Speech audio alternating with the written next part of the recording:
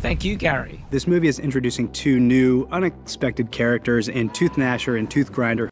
Wait, those are the names of the goats? That's even more genius than I thought originally. Now, I know what you might be thinking. Tomo, mate, even I liked the movie, but the goats were really annoying. And to that, I would say, yes, you are exactly correct, but that is also exactly the point.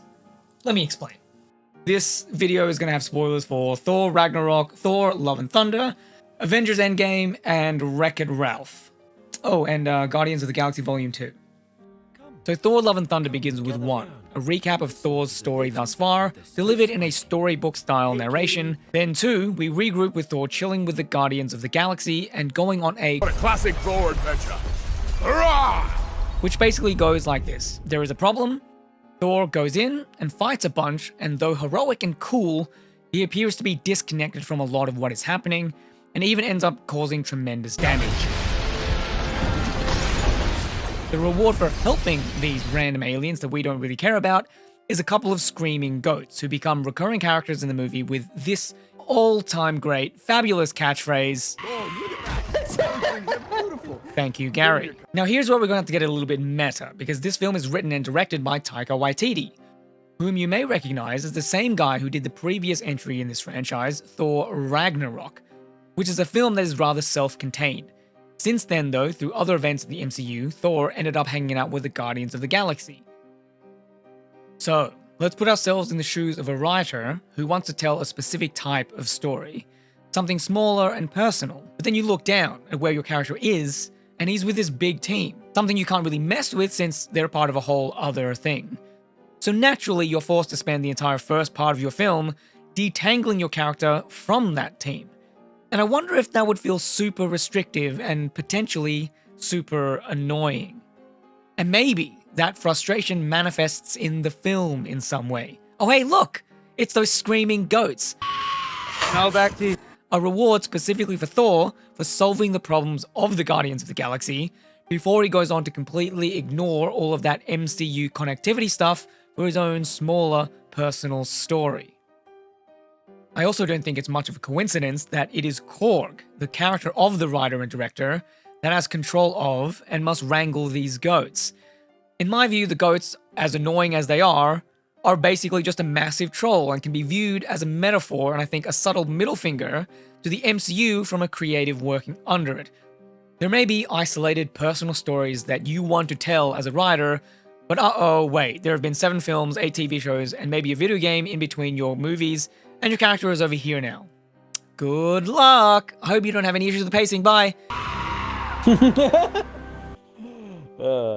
Now obviously this might not be entirely true, but I don't know. Either way, it's in my headcanon now, and that's all that really matters. Now, to be honest with all of you out there, if I'd watched this film without Gary cheerfully laughing next to me, there is a small chance that I may not have enjoyed my time. But laughter is infectious, and even more I was able to let go of this preconceived notion of what I wanted the film to be, and what the film actually is. It's a dumb mythological retelling meant to inspire kids. That's not to say that this kind of thing can't have meaning or doesn't deal with heavy subject matter, but how it conveys that meaning and how it tackles that subject matter will be softened because it is explicitly talking to the kids. And we all know how dumb kids are. Hey Nate. Yes? Who's your favorite uncle? Nuggy. Kid, you're dead to me. But before we get to slightly more fleshed out criticisms, if the film didn't land for you, that's fine. Art, and especially comedy, is subjective. I just find it really odd that the film does everything it can in the trailer. Jane?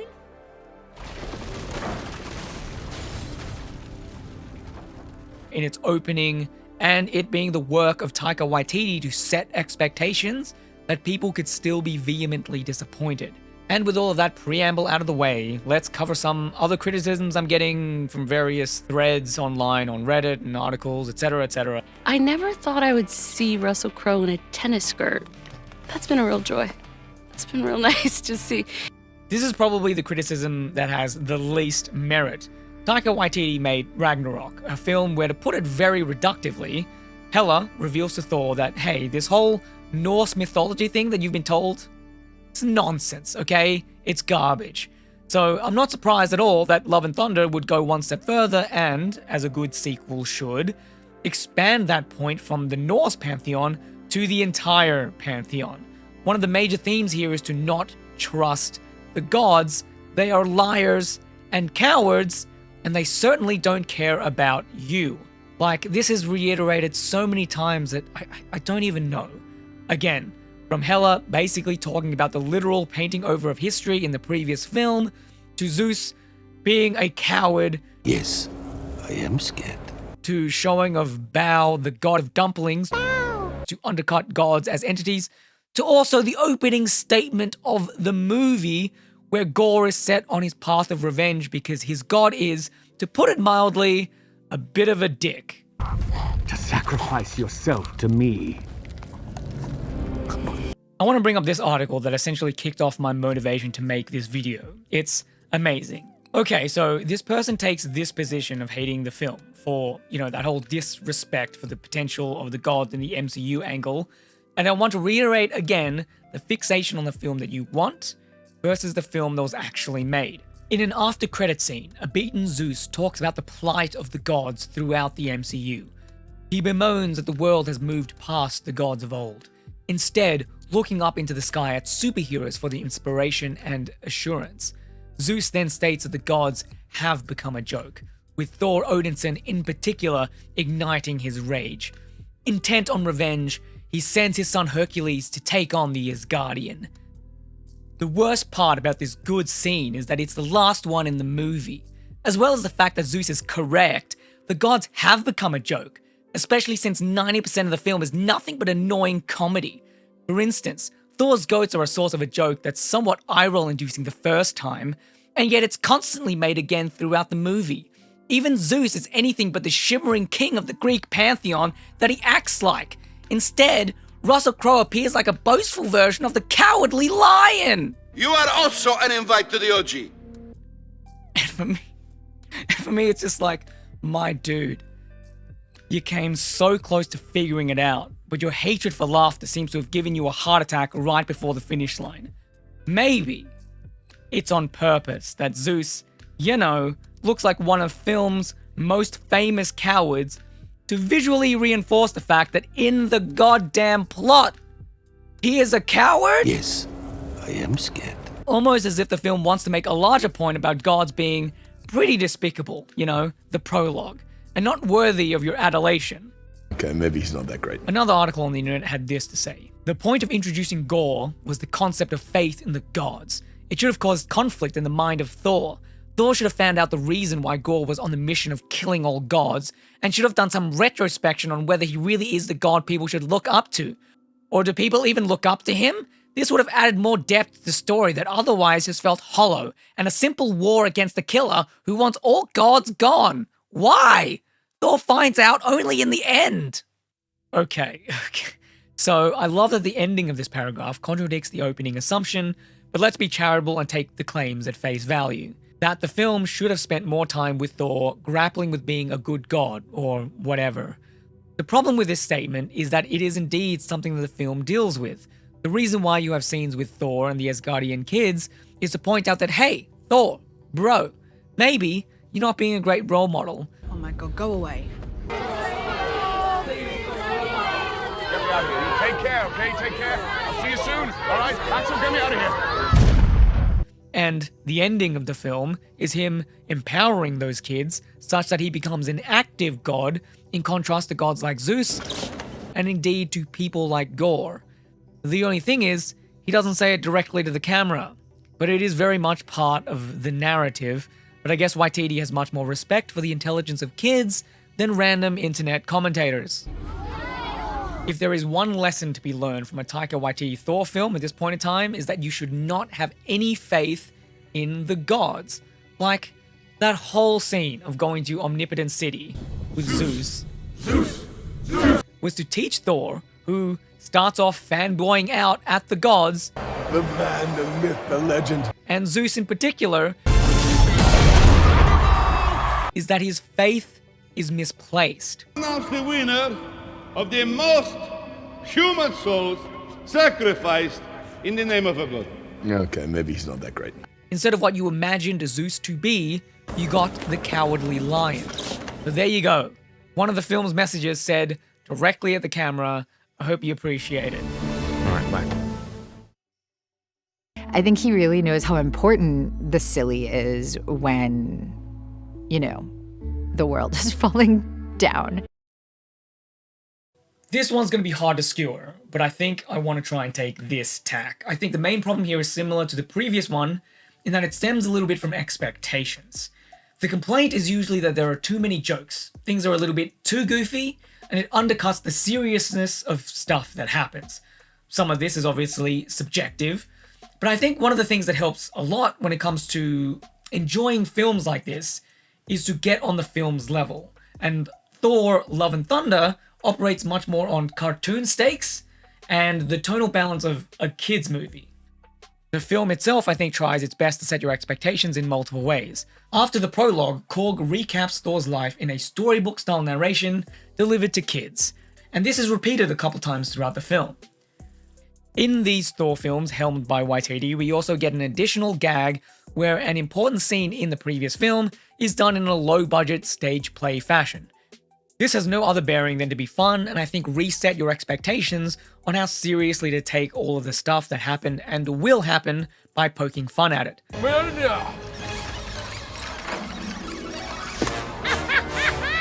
Much of the plot also revolves specifically around saving and then empowering kids. So I think the goofiness and whatnot is in line with other kids' fiction.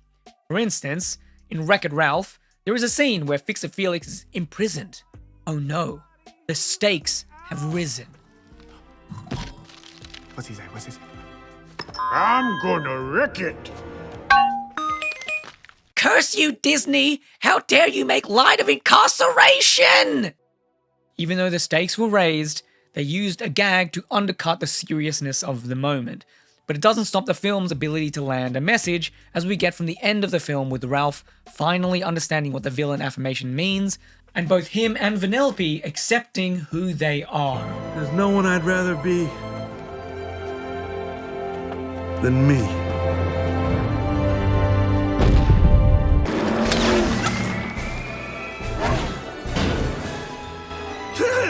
Don't worry, I got it under control. It's the same to me with Love and Thunder. So when people say stuff like, oh hey, they made a joke about stage 4 cancer, or Jane's cancer is used just for Thor's development, I find it odd.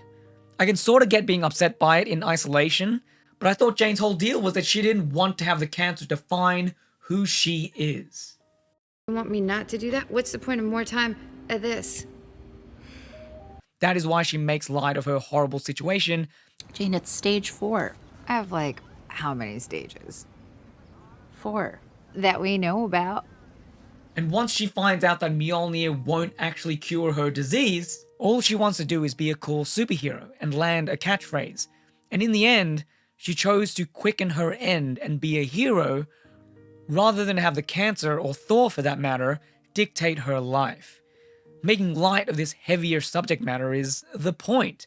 And not only is it a character-driven thing, I think it speaks to many who have these kinds of illnesses and just want to live a normal life. Fight the way that they want to fight, and not be treated as just a vessel of sadness. This, in a way, actually plays out in the larger story where Gorr is terrorizing the galaxy, but specifically the gods, such that many of them have chosen to run away and hide rather than confront the issue. To the gods, Gorr is the cancer that is dictating how they live. This tonal balance issue is also something I find odd considering Waititi's filmography, where the goofiness is basically ever-present and quite effective, but also he's not the only one that does this to that degree within the MCU. James Gunn's Guardians movies operate quite similarly to the Waititi Thor films in their ability to use gags and slapstick to undercut moments, Mantis, look out! but often land their emotional scenes. He may have been your father, boy, but he wasn't your daddy. If this isn't something that you expect from these filmmakers, I'm not sure what to tell you. I also think the goofiness serves a grander purpose tonally, because though it may rub some people the wrong way, it brings about a contrast to those more serious moments. The opening prologue, for instance, doesn't really have any gags. In fact, Gorr is relatively gag-free, and why I suspect he is universally praised. The goofiness of the rest of the movie, I think, elevates the more serious stuff when the film does want to get serious, because it actually feels different, and is why I find the work of Gunn and Waititi to stick in my mind much more than other films. The goofiness lowers the floor so that the emotional stuff feels like it has more prominence, because now you're forced to confront it at eye level. He refused to be in a scene with me as Gorr because he said it was to give him nightmares. Okay, yeah, I think that's fair enough. The film definitely could have used more gore. I think it's pretty universally agreed upon that that is the case. But here's a fun fact. Taika Waititi was forced to keep this thing below 2 hours in length by Marvel. Thank you, Gary. So I'm confused as to why so many people are seemingly wanting to get rid of Waititi when this is probably more Marvel's fault. Anyway, given that, would the stuff that was cut from Gorr be what fans wanted? And I would say probably not. I don't think Marvel have a very good track record of faithfully retelling the stories of the comic books into the films. But even so, the content that was cut from Gorr was probably just him killing stuff or meeting characters or whatever. And that would have been rad, but if you're given this kind of requirement, I absolutely understand why you would cut Gorr. Thor and Gorr have a ton of similarities, both in name and within the story. Both of these characters have lost what they feel they need to live. For Gorr, that thing was his daughter, and for Thor, Jane Foster. They both end up killing a god they revered, and they are both, in the end, motivated the most strongly by children. The difference between the G and the Th here is how they dealt with their pain. Thor chose a stoic, laissez-faire, aimless Ronin sort of a thing, whereas Gorr chose good old-fashioned revenge. All gods will die. Here's a great example of the similarity and difference in practice, and it's in how the film shows the two interacting with kids. We see Thor, as the film progresses, talking to the kidnapped kids. First, he is distant and not assuring. Take care. I'll see you soon. All right, Axel, get me out of here. The second, still distant but more assuring. In fact, you might just be the bravest Asgardians that I've ever met. All of you. And then finally, present and empowering. For a limited time only. The power.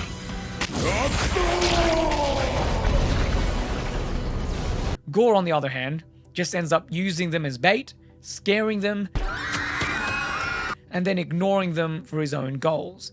Given that this is a Thor film, I think it's fair that much more of the film is dedicated to his development, rather than focusing on, to be quite frank, the very tired revenge narrative. Would it have been good to have a few more scenes of Gorr doing some revenging? Yeah, I think I would have liked that, but I also don't think it's super necessary, especially given how similar the two characters' paths are and the use of visual language to convey their differences. Speaking of which, I want to make an aside here to talk about the scene where they confront each other in the Shadow Realm. I think it's really good in its use of monochrome, specifically because the bit of color that does manage to come out elevates just the whole thing. It really makes it feel like the color, and by extension our characters, are being oppressed, surrounded, almost strangled by danger. Without the contrast, i.e. if it was just monochrome, Justice League, Black Mirror, it would feel standard. It just goes to show off Waititi's filmmaking chops, and is illustrative of his ability to experiment and have fun with what he's doing despite any restrictions and whatnot that he faces. Tragedy comedy, it's been going hand in hand for a couple of thousand years. Yeah, and he does it impeccably. I think also it doesn't matter what sort of genre, whether it's comic books, if the people involved are passionate about it and are good storytellers, it's, transcendent experience, and with Taika you get that. So in the end, Thor and Gorr are two sides of the same coin and learn the same lesson, which is to embrace love and confront the pain that comes from it. Only then can something good arise. This is very Ragnarok-like. There's a message that underlines the film's existence, as it usually does with these kinds of filmmakers. It may not land for you, but it is there nonetheless. In Ragnarok, the lesson was to not doggedly put your identity onto things and places. That's why Odin asks Thor if he is the god of hammers. Are you Thor, the god of hammers? It is why after Thor makes that connection, that his identity, his sense of self, is not tied to that object, that he manages to empower himself. But also realizes that it doesn't matter if Ragnarok happens or not. The people are Asgard, not the bricks and the dirt. Which I suspect is why the stage play scene that is in Love and Thunder is the one where Sam Neill drives that point home. Asgard is not a planet, my sons. It is people. It is you. And now it is time. For my reading of Love and Thunder's narrative, it revolves around the idea of dealing with grief and being a good role model. This is set up right at the start with all three main characters, Thor, Gorr, and Jane. Denial, anger, and optimism, respectively. Thor dealt with his loss of Jane by running away and distracting himself. Gorr lost himself to his rage in a revenge quest, and Jane, being diagnosed with cancer, was constantly fighting for answers, trying to solve the problem. As we see in the film, two of these paths, denial and anger, lead to destruction, whereas the optimistic one leads to solutions. She won't be alone. Keep your heart open. Every character in this last scene makes a compromise. Gorr has to trust in a god.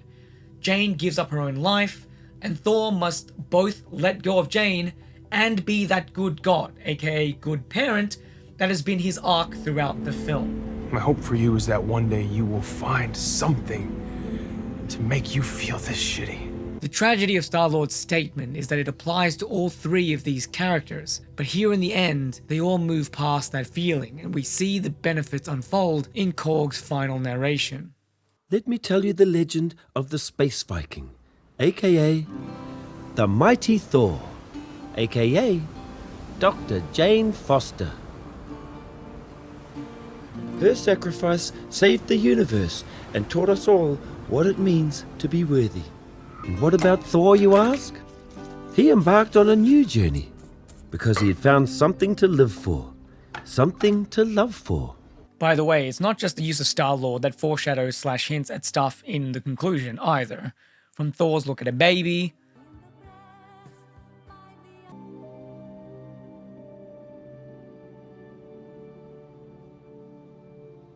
Thor's mum carrying him into battle, fighting the good fight for those who can't fight good. Two warriors fighting the good fight for those who can't fight good. And even Jane bringing up Interstellar when the solution to both movies is love. Interstellar? No. That movie explains everything really clearly. I choose love. You can too. You can bring her back. But to those who know them best, they are simply known as Love and Thunder. Additionally, in terms of the writing, despite being saddled with the Guardians, Waititi still uses them at the start to point out that even though Thor is meant to be part of the team, he is still a loner. Compare this isolation to the final battle where he is very much not alone. I can absolutely understand why you would not like this film. All art is subjective. But it's when I start seeing that dislike turn itself into this weird self-justifying that tendrils outward that I take issue. When people start using Rotten Tomatoes or even like box office receipts, I think things are no longer really about the substance of the film. Sometimes it's okay to just shrug and say, the jokes didn't land for me, and not go looking for a justification for it. So I think I want to end this video with this little anecdote that I have that I find to be mostly infuriating, but I think a little bit amusing. So I have a family member who is late to the party, but is currently going through all of the MCU. I think currently, at the time of writing, they're just before Spider-Man No Way Home. They're watching everything in release order, and I remember being very confused by the reception to Endgame. I remember in the lead up to that film, I was talking to them about it, And I was telling them that I think that they're going to like it. I think it ends the arcs of the three major characters really well and leads to, you know, a bunch of satisfying stuff. But none of that managed to break through. They ended up being quite disappointed. But just recently, though, because they'd forgotten a bunch of stuff in the MCU, they decided to rewatch Infinity War and Endgame, and then they report back to me and say that they thoroughly enjoyed it the second time. And for me, I'm just like, well, why couldn't you have just said that the first time? Anyway, that was just to point out the fact that the way we look at films and the way we judge them can often be super random. And I'm not necessarily advocating for you to rewatch things again that you disliked. It's just to point out that fact, that our emotions and things like that can play into our judgment of the art that we peruse. But I also wanted to bring this up in this Forbes article as evidence. And you might be thinking, Tomo, mate, you've already done the conclusion. What are you doing bringing up evidence after the fact? Well, it's because I wrote all this stuff first, and then I found the article, and I'm just cramming it in here because I'm lazy, okay? Sue me. So this critic obviously did not like the film. They did, however, like the gore sections enough to say this about it. Now, this is very odd to me because Gorr straight up does not have an arc. He is a revenge monster through the entire movie, save for the very end, and I guess at the very start. So clearly, this person disliked the rest of the film, but liked Gorr, and since good characters are usually associated with good character development, aka arcs, that is now their judgment. But this is based entirely from emotions because nothing within the text supports that, and this is in Forbes. A professional wrote this, right? Now, I can look at Gorr and still appreciate him without saying that he has an arc, right? Because there's a lot of symmetry. It's really cool because the first stuff that happens in the prologue is completely mirrored in the end, right? So how Gorr is holding his child, and then at the end the child is holding Gorr, right? Because they swap roles because he's let go. He had the love, and now he's giving the love back. You know, it's all symmetrical. It's all nice. But to say that Gorr has an arc, I think is kind of ridiculous. For all intents and purposes, the entire movie, he doesn't change. He's a Marvel villain.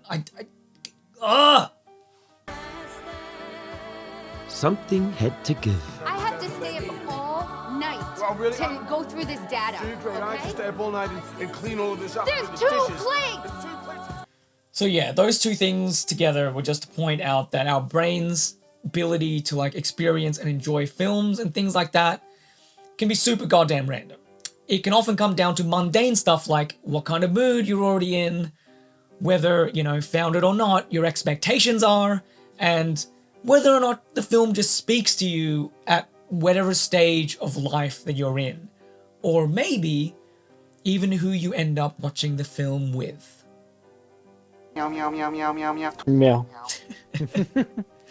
Thank you, Gary. And also Blake and Matt and Holly and Lindsay and Lucy. They were also there, but Gary was loud. He was loudest and next to me, so...